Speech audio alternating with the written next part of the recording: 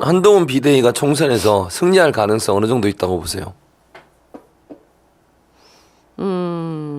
저는 뭐 그럴 가능성은 별로 없다. 음. 예, 별로 없다고 보고요. 다만 이런 건 있죠. 보수 진영이 좀 결집하겠죠. 근데 윤석열보단 조금 나아 보이니까 좀 결집하겠죠.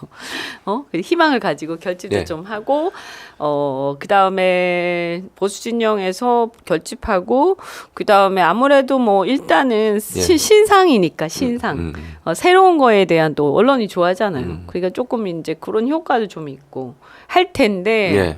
이제 그래서 이렇게 예를 들면 그 다음에 무슨 정치 개혁 이런 거 막 쏟아내지 않을까요?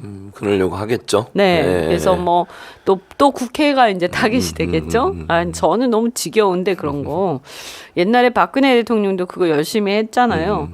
이제 실제로는 별로 안 됐어요. 어쨌든 간에 그런 것들.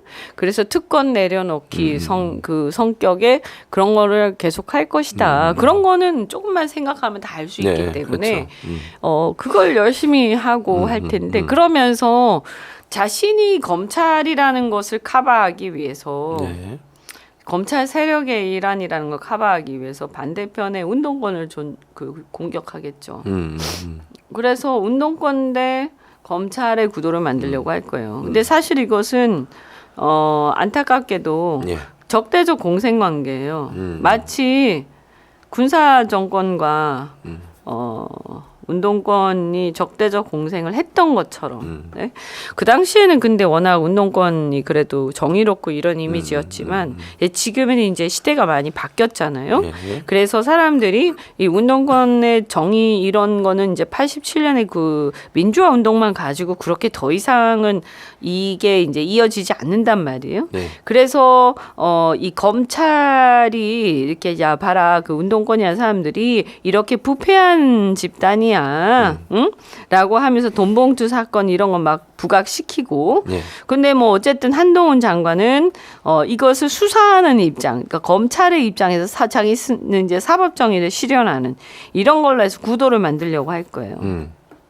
이 구도를 근데 이 구도는 사실 잘못된 거지. 왜냐하면 이 운동권이나 이런 부분들에 대해서 비판하는 건 좋은데 그럼 자신들은 대단히 도덕적이고 정의로운 것이냐? 아니거든요. 네. 근데 윤석열이 그동안 윤석열 대통령이 저질러 왔던 것들을 갖다가 지금 세탁하는 거 아닙니까? 덮으면서 아닌 척하면서 그래서 지금 국민들을 현혹시키는 과정인데 그러나 이제 어쨌든 그래도 현혹되는 사람이 일부라도 있지 않겠습니까?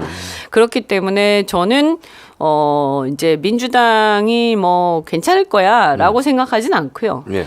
민주당이 아주 대대적인 혁신과 어떤 그 반윤 전선을 치지 못하면 이제 선전은 할 수 있다. 국민의힘이. 그러니까 이렇게 될 수 있죠. 한 150대 130. 그 정도로. 네. 예. 이렇게 될 수 있죠. 그러면 국민의힘이 이기는 거예요. 그 한동훈이 이기는 거예요. 그죠? 이렇게 될 수 있어요. 지금 170인가요? 민주당이? 169. 169. 네. 이제 이렇게 될 수가 있지. 1대1로 이렇게 붙으면서 이제 여기서 PK가 이제 관건이고요. 예. 그 이제 PK가 제일 약하다고 그랬잖아요. 예. 그러니까 몇몇 인물이 있지만 약하고 그 다음에 PK의 민주보수의 특징 이런 면에서 아직도 믿음이 좀 덜하고 민주당에 대해서 지금 제가 볼 때는 한 5%에서 많으면 10%인데 하여튼 상당 부분이 5% 정도로 근접했다 이렇게 보는데 근데 이거 근접해도 이거는 지는 거잖아. 그러니까 그렇죠. 이겨야 되는 거 아니에요? 이겨야 되는 거죠. 이제 반 정도 이기려면 그런 부분들이 이제 기세가 있어야 되죠. 기세. 그래서 대세가 예. 검찰을 심판하는 거야. 대세가 윤석열을 심판하는 거야.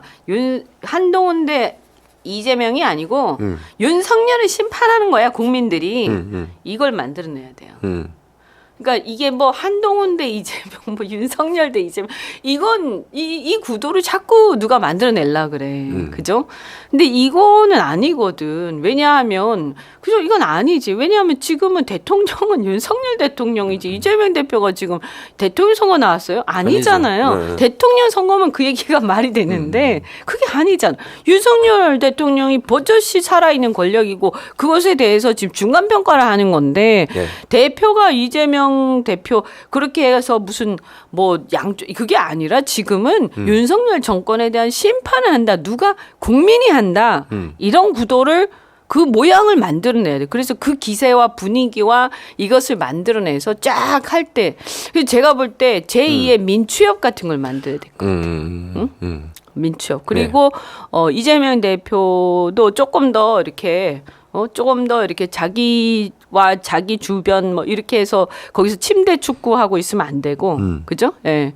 이렇게 뭔가 이 어떤 자기 중심적인 마치 대선 구도 같은 그런 걸 자꾸 만들면 안 돼. 지금은 총선은요. 예. 이 집단적인 싸움이거든요. 그죠? 그래서 집단적인 싸움에서 저 집단이 더 세가 크고 더 대중을 등에 업고 있고 저 집단이 훨씬 더 기가 세다. 이렇게 돼야 되는 거죠.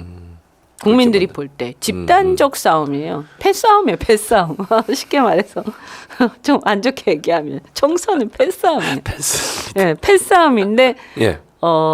그래서 지금 이제 이게 3당에 대한 얘기들이 자꾸 나오잖아요. 네, 그렇죠. 근데 이제 이게 참 저도 3당에 정말 관심이 많고 그런데 이 3당이 중간에 이렇게 그 제3의 길이 더 정의롭고 더 도덕적이고 이런 길로 갔어야 되는데 예. 이준석 대표도 이렇게 가다가 말고 뒤돌아보고 이렇게 하지. 예. 그다음에 이 3당이 더 정의로운가라고 했을 때 약간 국민의힘 아륜가 하는 느낌을 자꾸 준단 말이에요, 사람들한테. 그리고 맞아요. 이낙연 대표가 갑자기 나와서 이건 예. 또 뭐냐 이렇게 되는 거고 거기다가 금태섭 양양자 심지어 유호정까지 나오면서 갑자기 사람들이 이 뒤통수가 막 그 아픈 거예요. 그래서 지금 이 3당의 매니지먼트가 잘못돼 버렸어요. 3당의 길에 대한 제3의 길에 그 길에 대한 경로 관리가 잘 안 돼 버렸어요. 그래가지고 제가 볼 때는 기대가 많이 빠져버렸다. 이 기대는 좀 더 강력한 사실 반윤도 다 포함한 그러니까 반윤이 더 강력해야 돼 어떤 면에서. 근데 그렇게 돼 버리면서 여기가 좀 생각보다 막 20% 30% 하던 게 그냥 한 10% 정도로 이렇게 깔아앉았는데 앞으로 어떻게 될지 모르겠지만 그러나 여전히 주변에 꼭 이준석 대표를 의미하는 게 아니라 저를 포함해서 많은 사람들이 이런 성향들을 갖고 있는 거예요. 그런데 저 같은 경우에는 더 강력한 반윤, 더 강력한 어떤 도덕성, 더 강력한 정의감을 가지고 어떻게 보면 과거의 그런 어떤 그 국민들한테 박수 받던 민주화 세력 같은 걸 만들어내자라는 생각한단 말이에요. 그러면 이런 사람들이 이제 이게 여기저기에 막 흩어져 있잖아요. 예. 이걸 어떻게 모아서 하나의 어떤 그 끌어오르는 그 분노를 결집시킬 거냐? 저는 그게 중요하지 않을까? 근데 그렇게 지금 말씀하신 대로 하려면 이현주 의원이나 이준석 대표까지 끌어들이기는 어렵지 않나는 생각이 든다는 거예요. 이준석 전 대표가 과연 그러면 정말 반윤 물론 비판은 하지만 강력한 반윤으로 볼 수 있느냐 그렇게 보세요? 아니 그러니까 그런 상황 그거는 지금 갑론을박 해봐야 아무 소용이 없어요. 뭐냐면 그런 반윤 연합 전선에 어떤 형태가 그 반윤 연합 정선이 하여튼 구성이 돼야지.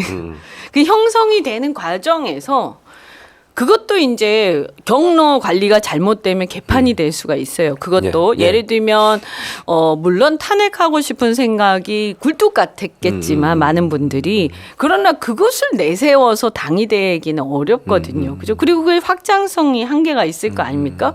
그럼 또 민주당도 민주당 안에 각종 의원들이 있는데 그런 세력 그 세력과 손을 잡을 거야 말 거냐 굉장히 민주당도 고민될 거거든요. 그래서 그렇게 가서는 안 되고 반년을 넘어서 새로운 대한민국을 향한 여러 가지 아젠다를 가지고 가야 되는 예를 들면 검찰개혁이 한 방법이 아니겠어요? 근데 그렇게 했을 때 예를 들어서 만약에 딴소리 한다. 그럼 못하는 거지 뭐. 근데 그것은 저는 만약에 기세가 그렇게 모여가고 그것이 과거의 민추협처럼 어떤 그 대세를 형성하면요. 거기에 참여하지 않으면 그냥 사라질걸요. 그러니까 그렇게 그렇게 만들면 거기에 참여하지 않으면 사라질 것 같은 기세가 형성이 되면 그때는 무조건 심판선거 끝장이 나죠. 심판선거 아주 크게 되는 거지. 그 분위기를 어떻게 만들 거냐 이거죠. 근데 지금 현재 보면 뭐 금태섭, 양양자, 류호정 이 세 분이 모여 있는데 거기 그분들은 너무 신경 안 써도 될 것 같아요. 그러니까 예, 그분들은 너무 조금 신경 안 쓰셔도 돼요. 반윤이 아닌 것 같고요. 느낌상 이낙연 전 대표는 그렇게 할까요? 만약에 신당을 그러니까 만든다면? 제 얘기는요. 거기에 참여 안 하잖아요. 사라질 거예요. 그렇게 만들어야 그게 성공을 해요.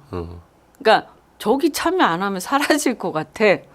이 분위기를 만들어야 된다니까요. 그래서 사실은 그게 이제 옛날에 민추협 같은 게 그랬잖아요. 예, 거기 참여 안 하면 한민당인가 민한당인가 이민우인가요? 이민우 사라졌잖아요. 사라지게 하면 되지. 사라지게 해야 된다. 예. 그 신경 쓸 필요 없어요. 중요한 거는 그걸 어떻게 만들고 제대로 만들 거냐, 어떻게 관리해 갈 거냐가 중요한 것이지. 예. 그게 제대로만 굴러가면 나머지 사라지는 거예요. 신경 쓸 필요 없어요. 알겠습니다. 네, 근데 그게 제대로 안 되잖아요. 네. 그러면 다른 사람이 사라지지도 않겠지만 네. 엉망이 되겠죠. 그런데 이제 그렇게 되면 심판 선거 분위기도 달아오르지 않을 거예요. 네. 그래서 상당히 이제 좀 전략적 접근이 필요하죠.